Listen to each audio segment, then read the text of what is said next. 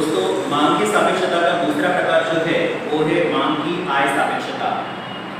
अब इसे भी यदि नाम के आधार पर ही हम समझे तो जो मांग की मूल्य सापेक्षता थी उसमें मांग में होने वाला प्रतिशत परिवर्तन और कीमत में होने वाले प्रतिशत परिवर्तन का आनुपातिक संबंध दर्शाया गया था। जबकि आज हम जो दूसरा प्रकार सीख रहे हैं मांग की आय सापेक्षता, इसमें ग्राहकों की आय में होने वाला प्रतिशत परिवर्तन और वस्तु की मांग में होने वाले प्रतिशत परिवर्तन का आनुपातिक संबंध दर्शाया जाएगा। दोस्तों हम जानते ही हैं ग्राहकों की आय मांग को प्रभावित करने वाला अन्य परिबल होने के कारण ग्राहकों की मांग के साथ ग्राहकों की आय का सीधा संबंध दिखाई देगा।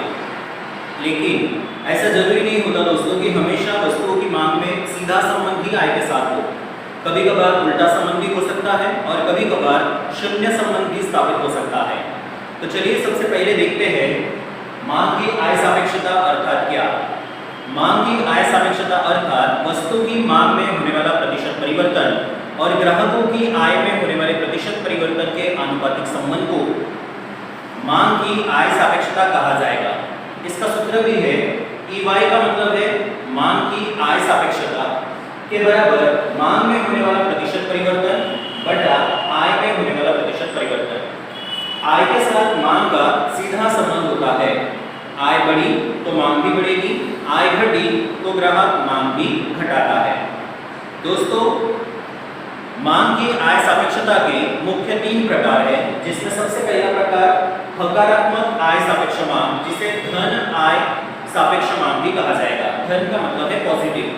पॉजिटिव रिलेशन यानी कि ऐसा रिलेशन कि जो यदि आय भी बढ़ती हो और उसके साथ साथ वस्तु की मांग भी बढ़ती हो, या आय घटती हो और वस्तु की मांग भी घटती हो, यानी कि आय बढ़ने के कारण वस्तु की मांग बढ़े या आय घटने के कारण वस्तु की मांग घटे, तो उसे हकारात्मक या धनात्मक आय सापेक्ष मांग कहा जाएगा। इसमें सीधा संबंध होता है।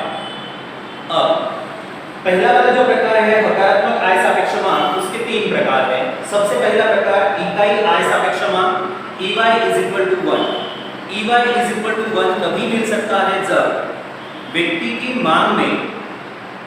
के द्वारा की गई मांग में जितना प्रतिशत परिवर्तन होता है, यदि उतना ही प्रतिशत परिवर्तन ग्राहकों की आय में हो, यानी कि किसी व्यक्ति की आय में माना कि 10% की वृद्धि हुई, तो परिणाम स्वरूप उसने वस्तुओं की मांग में भी 10% की बढ़ोतरी की, तो उसे इकाई आय सापेक्ष मांग कहा जाएगा।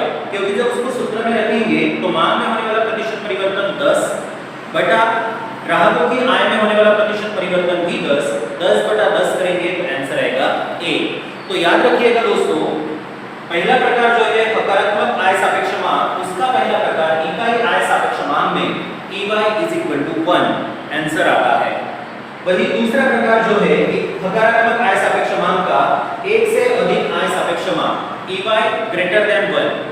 एक से ज्यादा आय सापेक्ष मांग तभी मिल सकती है जब मांग में होने वाला प्रतिशत परिवर्तन अधिक हो और उसकी तुलना में ग्राहकों की आय में होने वाला प्रतिशत परिवर्तन कम हो, यानी कि ग्राहकों की आय कम प्रमाण में परिवर्तित हो रही है जबकि ग्राहकों की मांग बहुत ज्यादा पैमाने पर बहुत ज्यादा प्रमाण में परिवर्तित हो रही हो। तो ऊपर की संख्या आएगी बड़ी, नीचे की संख्या आएगी छोटी, तो EY 1 से ज्यादा मिलेगा, उसे ही एक से अधिक आय सापेक्ष मांग कहा गया। जैसे ग्राहकों की आय में 2% की बढ़ोतरी होती है, परिणाम स्वरूप वस्तुओं की मांग में 10% की बढ़ोतरी हो रही हो, तो 10 बटा 2 यानी कि 5 जो आंसर मिला वो मांग की आय सापेक्षता है और 5 1 से ज्यादा है और इसीलिए 1 से अधिक आय सापेक्ष मांग उसे कहा जाएगा। वही हकारात्मक आय सापेक्ष मांग का तीसरा प्रकार है 1 से कम आय सापेक्ष मांग EY <1। 0 में या 0 पॉइंट में इसका आंसर आएगा। अब ये कैसी कंडीशन होती है कि जिसमें ग्राहकों की आय में जो परिवर्तन होता है वो बहुत ज्यादा हो और उसके बदौलत वस्तुओं की मांग में जो परिवर्तन आता है वो बहुत कम हो। ऊपर की संख्या आएगी छोटी सूत्र में रखने के बाद और नीचे की संख्या रहेगी बड़ी। जैसे ग्राहकों की आय में 10% की बढ़ोतरी हो रही है लेकिन मांग में 5% की ही बढ़ोतरी हो रही हो, तो सूत्र में रखेंगे EY बराबर मांग में होने वाला प्रतिशत परिवर्तन, तो आएगा 5 व्यक्ति के आय में होने वाला प्रतिशत परिवर्तन तो आएगा 10। 5/10 करेंगे तो आंसर 0.5 आएगा, यानी कि 1 से कम आय सापेक्ष मांग मिली, उसे ही हम 1 से कम आय सापेक्ष मांग कहेंगे। पहला प्रकार हकारात्मक आय सापेक्ष मांग का, इकाई आय सापेक्ष मांग, जिसका आंसर 1 आता है, दोनों में समान परिवर्तन मांग में और आय में। दूसरा 1 से अधिक आय सापेक्ष मांग में अधिक परिवर्तन, आय में कम परिवर्तन। और तीसरा 1 से कम आय सापेक्ष मांग, तो मांग में कम परिवर्तन और आय में अधिक परिवर्तन हो तो उसे 1 से कम आय सापेक्ष मांग कहा जाएगा। मित्रों, अब हमें बढ़ना है आगे और अभी हम सीखेंगे दूसरा प्रकार। सबसे पहला प्रकार था हकारात्मक आय सापेक्ष मांग, अब दूसरा प्रकार है नकारात्मक आय सापेक्ष मांग। कभी कभार व्यक्ति की आय के साथ वस्तु की मांग का उल्टा संबंध भी स्थापित हो जाता है। हो सकता है व्यक्ति की आय बढ़े लेकिन वस्तु की मांग घटे, या व्यक्ति की आय घटे तो वस्तु की मांग बढ़े। अगर इनवर्स रिलेशनशिप दिखाई दिया, उल्टा संबंध ग्राहकों की आय के साथ और वस्तु की मांग के साथ, तो ऐसी मांग को हम कहेंगे नकारात्मक आय सापेक्ष मांग। इसमें निम्न गुणवत्ता वाली वस्तुएं आती है, जो सर रॉबर्ट हीकन ने मांग के नियम का जो अपवाद बताया था, ऐसी चीजों को हम ले सकते हैं जिसमें व्यक्ति की आय में बढ़ोतरी होने के बावजूद भी वस्तु की मांग घटती है, या व्यक्ति के आय में कमी होने के बावजूद भी वस्तु की मांग बढ़ती है। यदि ऐसा उल्टा संबंध दिखाई दिया तो उसे हम नकारात्मक आय सापेक्ष मांग कहेंगे, जो अर्थतंत्र में कभी कभार ही पाया जाता है, वो भी अपवाद स्वरूप में। और तीसरा प्रकार है शून्य आय सापेक्ष मांग। ग्राहकों की आय में परिवर्तन होने के बावजूद भी मांग में कोई परिवर्तन ना हो, या ग्राहकों की आय में परिवर्तन बिल्कुल ना हो किंतु मांग में परिवर्तन हो। यदि ऐसा कुछ अर्थतंत्र में कुछ वस्तु के बारे में पाया जाता हो तो उसे हम शून्य आय सापेक्ष मांग कहेंगे।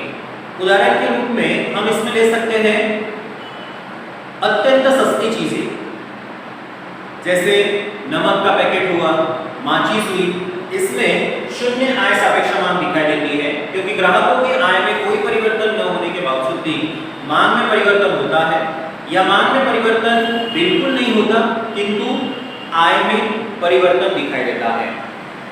दोनों में से, यानी कि मांग में और आय में, जब दोनों में परिवर्तन हो तो हम निकाल पाते हैं मांग की आय सापेक्षता।